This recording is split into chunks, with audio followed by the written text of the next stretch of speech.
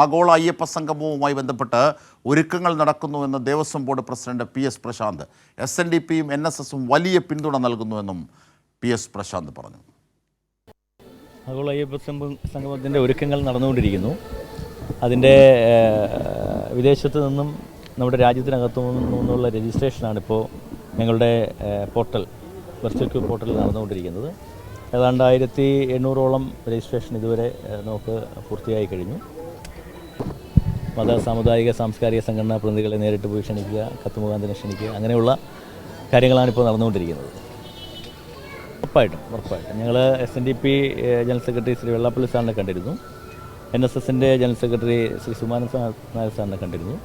അപ്പോൾ രണ്ടുപേരും വലിയ പിന്തുണയാണ് ഈ ആഗോള അയ്യപ്പ സംഗമവുമായി ബന്ധപ്പെട്ട് ഞങ്ങൾക്ക് വാഗ്ദാനം ചെയ്തത്. ഇതിൻ്റെ കൂടുതൽ വിവരങ്ങളുമായി സുലേഖ ഞങ്ങളുടെ പ്രതിനിധി ചേരുകയാണ്. സുലേഖ, അതായത് ആഗോളതലത്തിൽ അയ്യപ്പ ഭക്തരെ യോജിപ്പിക്കുക, ശബരിമലയുടെ വികസനം, ഇതാണ് ഏക ലക്ഷ്യം. ഇതാണ് PS Prashanth Devaswom board president പറയുന്നത്. എന്തൊക്കെയാണ് അദ്ദേഹം വിശദീകരിച്ചത്?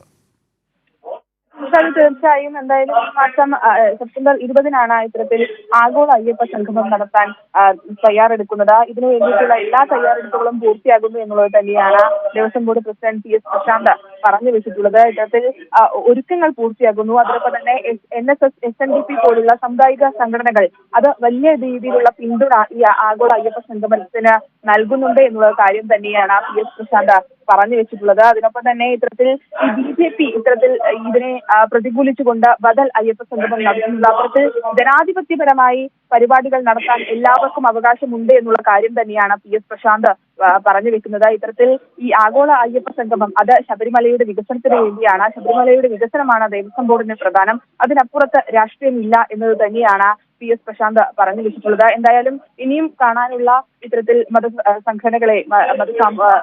സാമുദായിക സംഘടനകളെ കണ്ട പിന്തുണ തേടുമെന്നുള്ള കാര്യം തന്നെയാണ് PS പ്രശാന്ത് പറഞ്ഞു വെച്ചിട്ടുള്ളത്. എന്തായാലും സെപ്റ്റംബർ 20-നാണ് ഇത്തരത്തിൽ ആഗോള അയ്യപ്പ സംഗമം പമ്പയിൽ നടക്കുന്നത്. അതിനുവേണ്ടിയുള്ള എല്ലാ ഒരുക്കങ്ങളും പൂർത്തിയാകുന്നു എന്നുള്ള കാര്യം തന്നെയാണ് PS പ്രശാന്ത് എന്ന മാധ്യമങ്ങളോട് പങ്കുവച്ചിട്ടുള്ളത്. എന്തായാലും ആഗോള അയ്യപ്പ സംഗമത്തിൽ ദേവസ്വം ബോർഡിനൊരു പ്രത്യേകിച്ച് ഒരു രാഷ്ട്രീയ ലക്ഷ്യവുമില്ല. ഈ സംഗമം നടത്താൻ തീരുമാനിച്ചത് 1 വർഷം മുൻപാണ്. ആ 1 വർഷം മുൻപ് തീരുമാനിച്ച കാര്യം അത് തിരഞ്ഞെടുപ്പിനോടടുത്ത് നടക്കുന്നു എന്നുള്ള കാര്യം മാത്രമാണുള്ളത്. അതിനപ്പുറത്തേക്ക് മറ്റു രാഷ്ട്രീയങ്ങളില്ല എന്നുള്ള കാര്യം തന്നെയാണ് PS പ്രശാന്ത് പറഞ്ഞു വെക്കുന്നത്. ശരി സുലേഖ ശശികുമാറാണ് വിവരങ്ങൾ വിശദാംശങ്ങൾ നൽകിയത്.